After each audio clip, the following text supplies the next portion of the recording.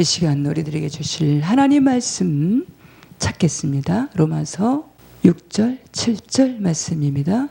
너희도 그들 중에 있어 예수 그리스도의 것으로 부르심을 입은 자니라. 로마에 있어 하나님의 사랑하심을 입고 성도로 부르심을 입은 모든 자에게 하나님 우리 아버지와 주 예수 그리스도로 쫓아 은혜와 평강이 있기를 원하노라.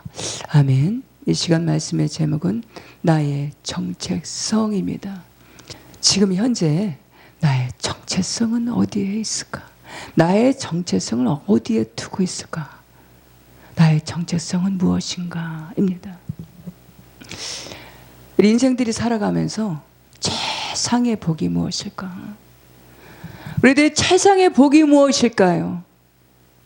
좋은 집에서 사는 거, 좋은 집이 몇 채나 있는 거, 그리고 외제차가 몇 대나 있는 거, 그리고 온몸에 명품으로 치장하는 거, 우리 자녀들이 잘 돼서 대기업에 취업을 하고 물질적으로 전혀 문제가 없어서 물질에 구애받지 않고 넘쳐나는 물질로 가지고 마음대로 쓰고 사는 것이 인생들에게 최상의 복일까요? 그것도 최상의 복입니다. 창세기 1장 2장을 살펴보면은 하나님께서 에덴 동산을 창설하시고 각종 나무의 실과를 부족함이 없도록 에덴 동산에 가득히 쌓아서 우리 그 안에 누구를 두셨을까? 에덴 동산에 그 각종 나무의 실과, 수많은 실과들, 열매들, 풍요로움 속에서 아담을 그 가운데 두시고, 거다가 주변에 4대강이 흐르는데 호마노, 베들레헴, 금, 유브라데강까지 물이 쫙 흐르는 그곳을 누구에게 주셨는가? 아담에게 맡기셨다라는 것입니다. 단 한 가지, 선악을 알게 하는 실과 나무는 따먹지 말라. 그것을 먹는 날에는 정령이 죽으리라. 그리고 정복하고 다스리고 누려라 라고 맡겨주셨다라는 사실입니다. 우리는 풍요롭게 살고 부유하게 살고 편리하게 사는 거 하나님의 뜻입니다. 잘 되는 거 하나님의 뜻입니다. 하나님의 뜻은 거룩한 것이 하나님의 뜻입니다. 하나님의 뜻은 우리 인생들이 영이 잘 되고 범사가 잘 되고 강건한 것이 하나님의 뜻입니다. 그것보다 더 큰 세상의 복을 우리가 살펴본다면 예수 그리스도의 것으로 살아가는 것입니다. 에베소서 2장 말씀에 허물과 죄로 죽었던 너희를 살리셨도다. 우리 인생들이 허물과 죄로 죽어있는 상태에서 예수 그리스도의 십자가의 보혈로 사함을 받고 속죄함을 받고 속량함을 입어서 죄인이 아니라 의인으로 칭함을 받고 의인으로서 살아가는 것, 예수 그리스도를 믿고 그분을 주의 것으로 살아가는 것이, 그래서 예수 그리스도 안에서 살아가는 것이, 그래서 의미 있고 뜻 있고 또 우리 인생의 장래가 촉망 있고 내세에 보장되는 것, 이것이 인생들의 최상의 복인 줄 믿습니다. 예수 그리스도를 믿어서 예수 그리스도의 것으로 살아가는데 끝까지 믿고 끝까지 따라가는 것입니다. 끝까지 믿는 자를 보겠느냐. 끝까지 믿는 자들이 주님이 찾으신다라는 사실입니다. 나의 정체성, 첫 번째로는 하나님께서 우리에게 하나님을 알만한 것을 보이셨다라는 것입니다.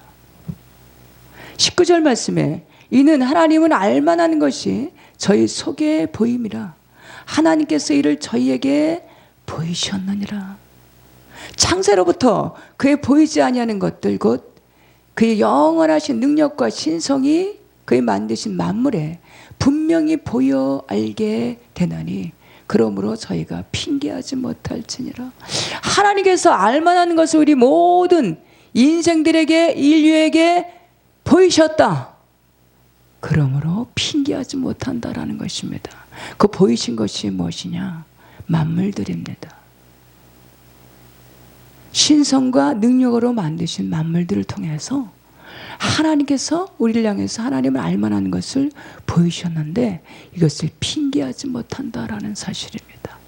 우리나라는 사시사철로 되어 있습니다. 봄이 되면 싹이 나고 여름이면 푸르게 되고 가을이 되면 이렇게 아름다운 형형색색의 단풍들이 곱게 물듭니다. 열매가 맺혀집니다. 이제 잠시 후면 이제 입동이 지났는데 이제 얼마 안 있으면 눈이 내리고 그 예쁘고 맛있는 그 형형색색의 단풍들이 다 떨어져서 앙상한 가지만 남게 될 것입니다. 아, 이 앙상한 가지만 남았는데 이대로 멈출 것인가? 아, 가을쯤 되면, 우리 겨울이 되면은 만물들을 바라보면서 그런 생각을 하게 됩니다. 아, 저 나무 가지가 저대로 멈출 것인가? 저대로 죽을 것인가? 봄쯤 되니까 그 앙상한 가지에서 이 파릇파릇 이 싹들이 나는데 싹들이 생성합니다. 다시 발화합니다. 그리고 자라나요. 싹이 희한하죠. 그리고 여름이 되면 푸르게 됩니다. 가을이 되면 다시 열매를 맺고 형형색색의 이 아름다운 단풍들로 무성하게 됩니다. 그것을 바라보면서 우리 인생들이 와, 너무 멋져. 야, 어쩌면 저 나무가 저렇게 멋있냐 이러면서 감탄을 합니다. 제가요 얼마 전까지도 시인 지망생이었습니다. 그래서 시를 이렇게 자연 만물을 보면 시상이 떠올랐어요. 그래서 끄적끄적 잘했습니다. 근데 어느 순간서부터 그것이 잘 안 돼요. 무뎌진 것 같아요. 제가 우리 신학교 때 우리 상담학을 가르치시던 교수님이 이렇게 말했어요. 감정은 날마다 내려놓고 감성은 날마다 살려라. 감정은 날마다 내려놓고 감성은 날마다 살려라. 이런 명언을 남겼습니다. 알만한 것을 누구에게 다 주셨는데 핑계하지 못한다라는 사실입니다. 어느 한 스님이 길을 가다가 이 낭떠러지기 이제 그런 쪽으로 해서 위험한 길을 걷게 되었는데 조심조심 걸어갔어요. 조심조심 걸어가다가 자신도 모르는 사이에 이 팔이 이 낭떠러지기로 딱 잘못 헛디뎌서 떼굴떼굴 굴러가면서 하는 소리가 무슨 소리를 냈을까요? 아, 부처여 나를 살려주소서. 이것이 아니라 하나님 나를 살려주소서 이렇게 말했다고 합니다. 우리 인생들은요 급박한 상황에 처하게 되면 일촉일발의 그 가운데 놓이게 된다면 누구든지 하나님을 찾게 되어 있습니다. 왜일까? 우리 인생들의 본질은 뭐냐? 영으로 되어 있기 때문입니다. 영혼을 사모하는 마음을 주셨느니라. 하나님께서 우리 모든 인생들에게 우리 본질이 영이니까 하나님을 닮아서 영이니까 영혼을 사모하는 마음을 주셨다라는 사실입니다. 이스라엘에 7대 절기가 있습니다. 7대 절기 중에 모든 인류가 다 공통적으로 또 공유하고 기다리는 절기가 있는데 그 대표적인 절기가 뭐냐? 성탄절 크리스마스 절기입니다. 이 성탄, 이 크리스마스 절기는 누구든지 다 좋아합니다. 싫어하는 사람이 한 사람도 없어요. 희한하지 않습니까? 희한하지 않습니까? 아, 성탄절인데 크리스마스야. 싫어하는 사람이 없어요. 남녀노소 다 좋아합니다. 악인이나 선인이나 다 좋아해요. 이 4살 배기쯤 되면 이제 귀가 열리고 이제 자기 자신의 정체성이 이게 자기 자아가 이제 어느 정도 형성이 돼서 표현도 하고 말할 줄도 알게 되는 것이 바로 4살쯤 된다고 합니다. 우리 인생들이 그 꼬맹이서부터 시작해서 다 좋아하는 게 성탄절 크리스마스입니다. 아, 성탄절이 되면 예수님이 이 땅에 오셨대. 예수님이 동정녀 마리아의 몸속에서 탄생하셨대. 그분이 말 구유에서 나셨대. 그분이 하나님의 아들이래. 이러면서 성탄절 크리스마스를 기다립니다. 하나님을 알만한 것을 모든 인류에게 주셨다. 핑계하지 못한다라는 사실입니다. 그러나 천국은 하나님을 아는 자들이 가는 것이 아닙니다. 천국은 예수 그리스도를 믿고 주 예수 그리스도를 믿고 복음, 이 땅에서 하나님 나라를 들어가기 위한 하나님의 자녀들로 백성들로 배우는 복음, 하나님 나라 들어가서 어떻게 살 것인가, 이 땅에서도 어떻게 살 것인가 배우는 복음을 듣고 배우고 익히고 채우고 계속해서 예수 그리스도를 믿고 계속해서 믿고 계속해서 주 예수 그리스도의 것으로 끝까지 믿고 따라가는 자들이 들어가는 것이 바로 하나님 나라 천상의 세계인 줄 믿습니다. 할렐루야. 두 번째입니다. 두 번째, 나의 정체성 두 번째는 하나님을 찬송하라입니다. 25절 말씀에 있는 저희가 하나님의 진리를 거짓 것으로 바꾸어 피조물을 조물주보다 더 경배하고 섬김이라. 주는 곧 영원히 찬송할 이시로다. 아멘. 찬송은 하나님의 그 성호를 인정하는 것입니다. 찬송은 하나님의 성호를 높여드리는 것입니다. 찬송은 하나님을 하나님 되게 인정하는 것입니다. 찬송은 우리의 신앙을 고백하는 것입니다. 찬송은 아무나 할 수 있는 것이 아닙니다. 무속인들, 점쟁이들, 하나님을 알지 못하는 이방인들 찬송을 못합니다. 이 자리에 무속인들이 있다면, 이 자리에 점쟁이들이 있다면 찬송을 따라하지 못할 것입니다. 찬송은 곡조에 있는 기도입니다. 찬송은 하나님의 말씀, 성경의 말씀으로 되어 있는 것이 찬송입니다. 찬송에는 위력이 있습니다. 찬송은요, 심령의 상한 자를 고치십니다. 영혼이 병든 자를 고치십니다. 육신의 병약한 자를 고치십니다. 운명 직전에 있는 자에게 계속해서 귀에 대고 벌의 피에 찬양을 들려주게 되면 그 영혼이 평안해야 합니다. 악한 것들이 한 길로 왔다가 일곱 길로 물러갑니다. 찬송은 하나님을 찬양하면서 천상의 세계의 노래인 것입니다. 하나님 나라는 수고도 눈물도 거기에는 아픔도 고통도 없는 것입니다. 수고도 없는 것입니다. 100%의 평강의 나라입니다. 근데 단 한 가지 일을 해야 되는데 찬송하는 일을 합니다. 평강의 나라니까 너무 기뻐서 찬송하는 것이 하나님 나라입니다. 찬송은 천상의 노래인 것입니다. 어느 분이 이전에 제가 어느 한 교회를 섬길 때 찬양을 인도하시는 분이 있었어요. 그분이 어느 순간에 중병이 걸렸습니다. 그래서 병원에 입원을 했는데 중병이다 보니까, 오래전이다 보니까 요새처럼 의술이 좋은 그런 시절이 아니었어요. 그 시대가 오래돼서 거진 20년이 넘었습니다. 그때 그분이 병원에 입원을 해서 진단을 받았는데 1년 2개월이 나왔습니다. 그래서 그 전도사님이 교회에서 매일 성경을 읽는 거예요. 매일 성경을 읽다가 시편 119편에 딱 멈췄어요.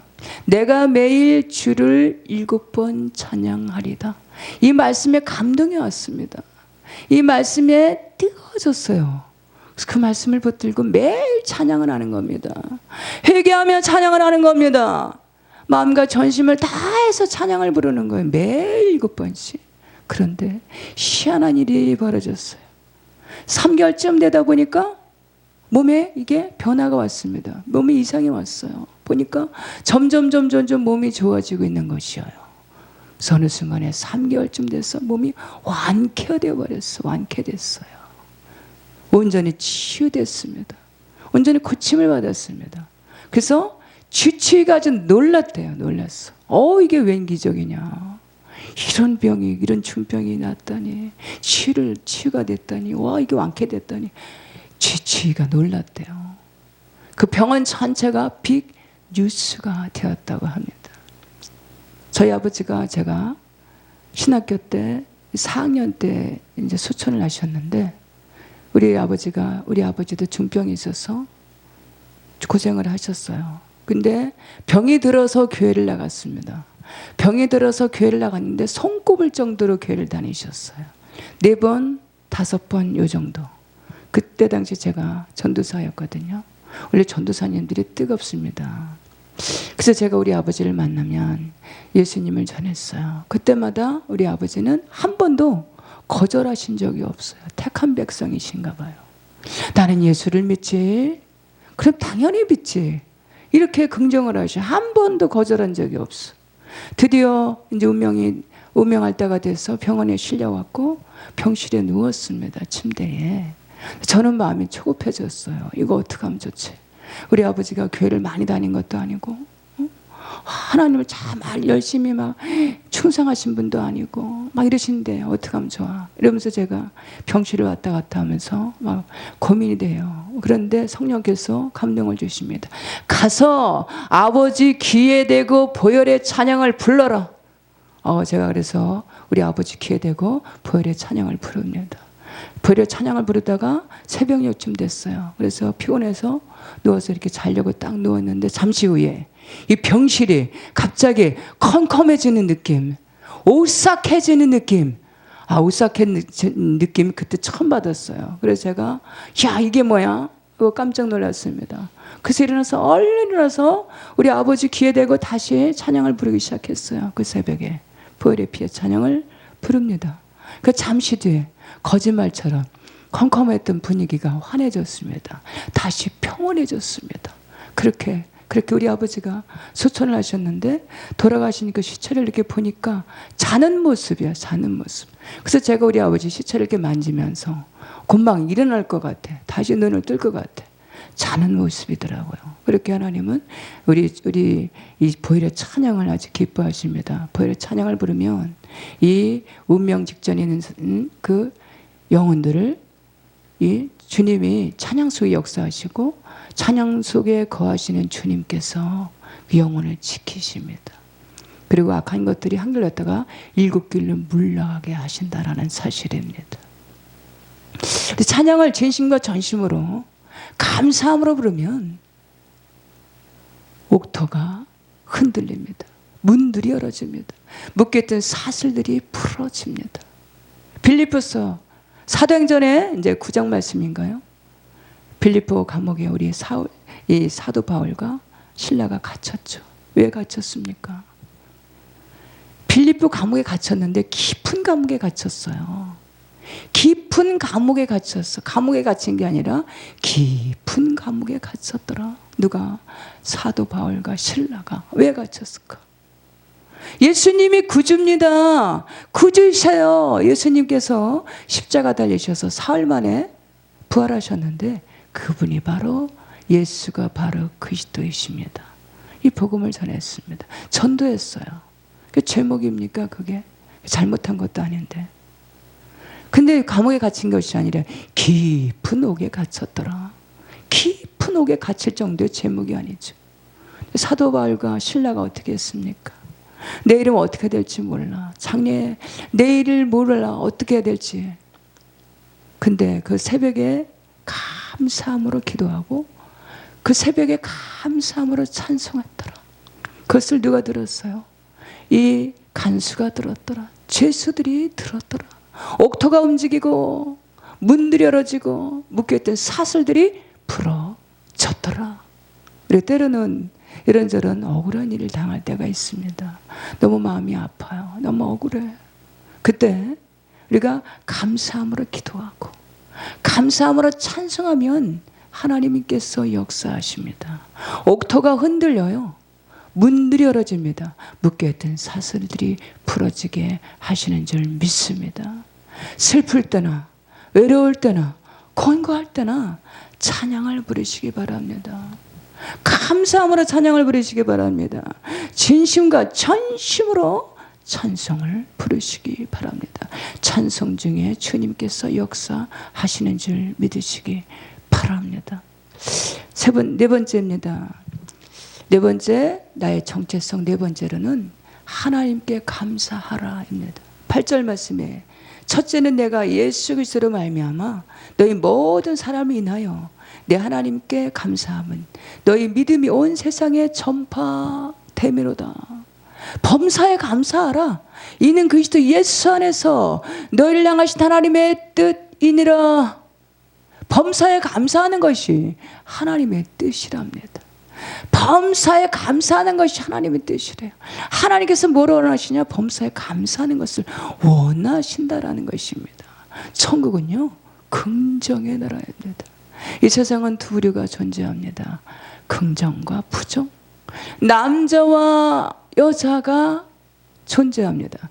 나는 남자도 될 수 있고 여자도 될 수 있고 이것이 아니라 남자가 존재하고 여자가 존재한다. 중간 입장은 없다라는 것입니다. 우리가 이 세상을 살아가면서 죄를 질 수가 있어요. 우리 연약한 존재들입니다. 우리는 피조된 존재들입니다. 우리 완전하지가 않아요. 언제든지 우리는 죄악에 이 죄에 노출되어 있다라는 사실입니다. 그러나 하나님 말씀 앞에서 하나님이 남자야 하고 만드시고 당신은 너는 여자야 라고 만드셨다면 나는 남자고 나는 여자입니다. 근데 내가 남자야? 내가 남자도 될 수 있고 여자도 될 수 있어? 이것은 하나님 말씀 앞에 도전하는 것입니다. 인생으로서 하나님 말씀 앞에 도전한다면 그것은 죄악이 되는 것입니다. 그것은 하나님 앞에 용서받기가 아주 힘든 부분입니다. 그래서 이렇게 세상에 긍정과 부정, 교회 안에서도 긍정과 부정이 있죠. 두 부류가 있습니다. 예배를 드리는 자가 있어요. 예배를 보는 자가 있습니다. 영과 진리로 예배하는 자가 있고요. 예배를 보는 자가 있습니다. 판단하는 자가 있어요. 참 그리스도인이 있습니다. 비그리스도인이 있습니다. 두 가지는 늘 공존합니다. 그리고 마지막으로는 완전한 천상의 세계, 하나님 나라가 있고 또 아래는 수월, 음부, 그곳에는 어둠만 있고 고통만 있는 그런 음부, 지옥의 세계가 있다 없다? 존재한다라는 사실입니다. 범사에 감사하라. 이는 그리스도 예수 안에서 너희를 향하신 하나님의 뜻이다. 왜 범사에 감사하라라고 명령을 하셨을까? 감사는 믿음의 척도가 됩니다. 감사는 믿음의 반영이 됩니다. 감사는 구원의 직결이 됩니다. 감사는 구원의 귀결이 된다라는 것입니다. 누가복음 17장 말씀에 보니까 주님이 하루는 어느 지방을 지나가게 되었는데 10명의 이 환센병 환자들을 만났어요. 그 환센병 환자들을 주님이 고쳐주셨습니다. 몇 명이나? 10명이나. 10명이나 고쳐주셨는데 9명은 고침받은 9명이 다 떠나버렸어요. 그 중에 한 명만 다시 돌아왔습니다. 그것이 누구냐? 사마리아인, 이방인 한 사람만 돌아왔어요. 그리고 주님 앞에 엎드려서 감사하는 것입니다. 그랬더니 주님이 뭐라고 하셨습니까? 이 이방인에는 9명이 다 고침받지 않았느냐? 9명이 다 고침받지 아니었느냐? 그 9명은 어디에 있느냐? 9은 어디 갔느냐? 9은 어디 갔느냐? 주님이 찾으시는 거예요. 주님은 지금도 주님을 떠난 자들을 찾으십니다. 계속해서 찾으셔요. 9은 어디 있느냐? 가서 내 남편을 불러와. 가서 내 아내를 불러오라. 가서 내 자녀들을 불러오라. 가서 내 부모를 불러오라. 떠난 자를 찾으시고 아직도 주님 앞에 돌아오지 못한 자들을 주님이 찾으신다라는 사실입니다. 이 밖에 하나님께 영광을 올리러 돌아온 자가 이 밖에 없느냐? 이 이방인 외에는 없느냐? 감사는 하나님께 영광이다라는 것입니다. 영광을 올리는 것이다라는 사실입니다. 감사는 하나님께서 영광으로 받으신다라는 사실입니다. 가라, 내 믿음이 너를 구원하였느니라. 감사는 구원에 귀결된다라는 사실입니다. 절대 부정과 절대 감사는 이 습관입니다. 긍정과 부정은 습관이다. 이스라엘 백성들을 보면 그들이 출애굽을 했어요. 민수기 13장 14장에 보니까 그들이 출애굽을 했습니다. 나왔어요. 모세의 영도하에 나왔습니다. 그 40년의 그 광야 생활을 하죠. 40년의 광야 생활하면서 그들이 무엇을 하였을까? 그들은 613가지의 그 율례와 규례와 법도를 배웠습니다. 그리고 그들이 목적하는 곳 가나안 땅을 향해서 가는 것입니다. 가다가 가나안 땅에 도착했어요. 그것은 하나님께서 언약하신 땅입니다. 약속하신 땅입니다. 젖과 꿀이 흐르는 땅입니다. 그곳에 들어갔어요. 12명의 이 선발대들 정탐꾼들이 들어갔습니다. 들어가서 나올 때 가지고 나온 것이 있습니다. 포도송이를 가지고 나왔어요. 왜 그랬을까? 그 땅을 입증해 보이려고. 하나님께서 약속하신 땅 가나안 땅을 입증해 보이려고 가지고 나온 것이 있는데 포도송이입니다. 그 포도송이가 얼마나 무성하고 얼마나 탐스러운지 혼자서 들고 나온 것도 아니고 혼자서 메고 나온 것이 아니라 두 사람이서 메고 나왔습니다. 너무 무거워. 너무 무상하다 보니까 두 사람이서 메고 나왔다. 그리고 기다리는 수많은 군중들 앞에서 보여줍니다. 보십시오 이거. 하나님께서 저 땅을 증명해 보이십니다. 보세요 하면서 그래서 보여줬을 때 수많은 이스라엘 백성들 군중들이 와 몰려왔겠죠. 몰려와서 보니까 야 진짜 저 가나안 땅에 젖과 꿀이 흐르는 땅이 맞네. 저 가나안 땅에 하나님께서 언약하신 땅이 맞네. 어떻게 이렇게 포도송이 이렇게 탐스러울 수가 있지? 아무튼 누구나 다 만져봤을 것입니다. 여기까지는 좋아요. 다시 그들이 보고합니다. 어떻게? 그런데 저기 안에 들여다보니까 저기 안에 보니까 아낙 자손이 있고요. 네피림 후손이 살고 거기에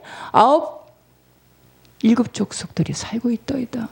원주민들이 살고 있는데 그들이 힘이 얼마나 센지 그들이 키를 보니까 장대하고 그냥 신장이 장대한데 우리가 거기 들어가다 보면은 그들이 보기에 우리가 메뚜기 같이 보일 것입니다.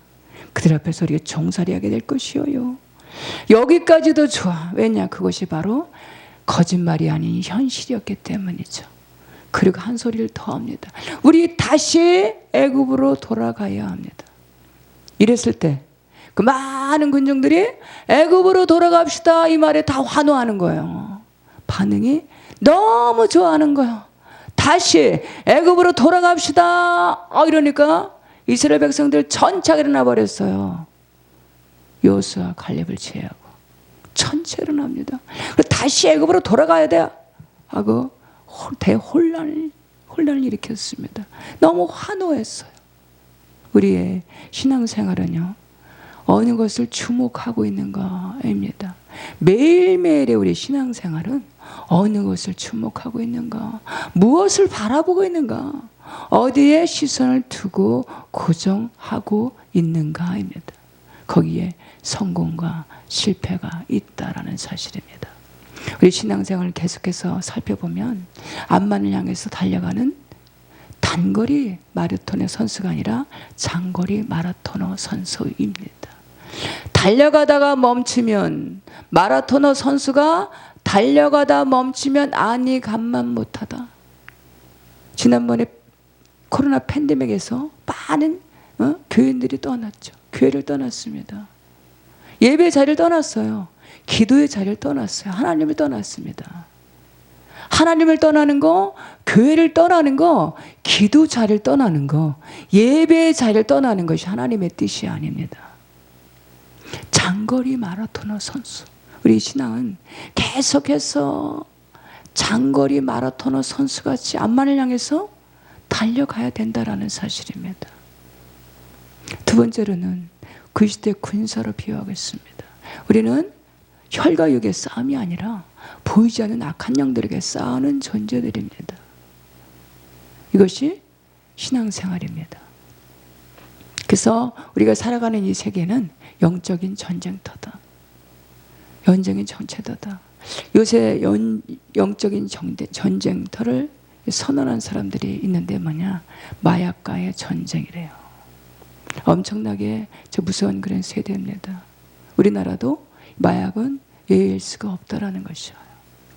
이렇게 이것이 뭐냐? 이게 영적인 전쟁이다라는 거예요. 이것은 누가 할 수 있을까요? 우리 말씀과 기도로 만이 우리가 무장할 수가 있는 것입니다. 예수 그리스도의 것으로 살아갈 때만이 무장할 수가 있는 것입니다. 영적인 전쟁터, 혈과 육의 싸움. 우리 혈과 육의 싸움에서 승리할 수 있는 비결이 뭐냐? 말씀과 기도로 우리가 무장하는 것입니다. 영적인 전쟁터에서 우리가 싸워서 이길 수 있는 방법이 뭐냐? 겸손으로 무장하는 것입니다. 거룩으로 무장하는 것입니다. 우리 마음을 낮추는 것입니다. 학생들이 이렇게 학년이 올라갈 때마다 테스트가 있어요. 시험을 봅니다. 우리 영적인 세계에도 어떤 기도의 응답이 있거나 우리 신앙을 성장할 때가 되거나 하나님의 축복이 있거나 할 때는 분명히 테스트가 있습니다. 시험이 있습니다. 그때 방법이 뭡니까? 그때 방법은 말씀과 기도인 거예요. 쉬지 않고 기도하는 것입니다. 그리고 마음을 더 낮추는 것입니다. 더 겸손하게 낮추는 것입니다. 그리고 더 거룩하게 무장하는 것입니다. 반드시 승리케 하십니다. 세 번째로는 뭐냐? 열매를 맺는 것입니다. 열매. 하나님께서 우리를 향해서 기대하시고 원하시는 것이 뭘까요? 열매입니다. 너희가 나를 택한 것이 아니고 내가 너희를 택하여 세웠나니 이는 너희를 가서 항상 열매가 있게 하여 내 이름으로 무엇을 구하든지 다 받게 하려 함이라. 우리가 항상 열매를 맺는다면 하나님이 구하는 모든 것을 내가 구하는 모든 것을 다 받게 하려 함이라. 우리는 좋은 열매를 하나님 기대하시는데 근데 우리 좋은 열매를 맺을 수 있는 것이 우리 인생들에게는 없어요. 우리 힘으로나 능으로나 지혜로나 우리 재물로도 안 됩니다.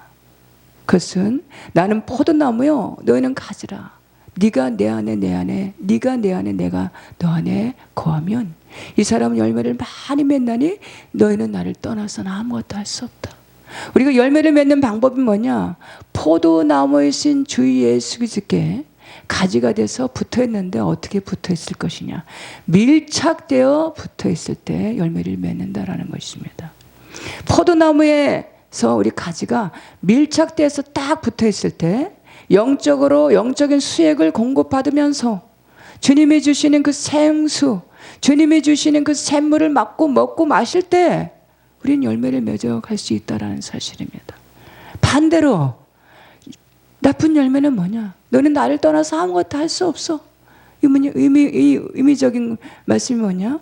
주님을 떠나서는 도무지 우리 인생들은 좋은 열매를 맺을 수가 없다라는 사실입니다. 죄인이어서 죄를 짓는다라는 것입니다. 죄를 져서 죄인이 아니고 죄인이기 때문에 죄를 짓는다라는 사실입니다. 나쁜 열매는 아무런 노력을 안 해도 됩니다. 그냥 보여지는 거, 들려지는 거, 내가 말하고 싶은 거, 내 감정 그대로 표현하면 아무 노력하지 않아도 나쁜 열매는 그냥 주렁주렁 그냥 맺혀갑니다. 이 본문 말씀에 우리 여기 보면은 21가지의 죄성이 쫙 나열되어 있는데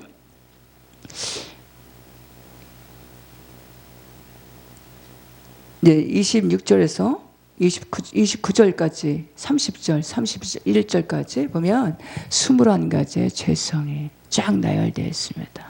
이런 열매들이 나쁜 열매로 주님을 떠나게 된다면, 주님을 벗어나게 된다면 이런 열매들이 맺혀지는데 이것이 바로 나쁜 열매다라는 사실입니다. 우리는 우리 힘으로는 할 수 있는 이 좋은 열매를 맺을 수 없다라는 사실입니다. 이제 추수감사 절기가 그런 시즌이 왔습니다. 어떤 교회는 11월 첫 번째 주일부터 해서 12월 한 중순까지 추수감사 절기를 지키는 그런 시즌입니다. 우리도 여기까지 우리가 왔습니다. 하나님 우리에게 농부가 씨를 뿌리고 가을에 열매를 기다리듯이 주님도 우리를 향해서 열매를 찾으실 것입니다. 우리 열심히 살았습니다. 열심히 정신없이 뛰어왔습니다. 어떤 것은 좋은 열매를 맺혀진 것이 있을 것이고 어떤 것은 미미한 열매가 있을 것입니다. 우리는 계속해서 주님의 포도나무신 주님 앞에 더 밀착되어 붙어 있어서 가지로 더 가까이 가서 더 기도하시고 더 예배를 보는 자가 아니라 예배를 드리는 자로 예배를 드리시고 계속해서 쉬지 말고 기도하시고 주님 앞에 가서 우리가 또 순종하시고 헌신하시고 봉사하시고 말씀에 순종하기를 애쓰고 힘쓰면서 계속해서 포도나무신 주님 앞에 잘 붙어있는 견신한 가지가 돼서 밀착되어서 나갈 때 주님은 그 반드시 좋은 열매를 맺게 하시는 줄 믿으시기 바랍니다. 나는 포도나무야 너는 가지니 그가 내 안에 내가 그 안에 거하면 열매를 많이 맺나니 나를 떠나서 너희가 아무것도 할 수 없음이라. 본문 말씀을 읽고 마치겠습니다. 너희도 그들 중에 있어 예수 그리스도의 것으로 부르심을 입은 자니라. 로마에서 하나님의 사랑하심을 입고 성도로 부르심을 입은 모든 자에게 하나님 우리 아버지와 주 예수 그리스도로 쫓아 은혜와 평강이 있기를 원하노라. 아멘. 말씀을 마치겠습니다.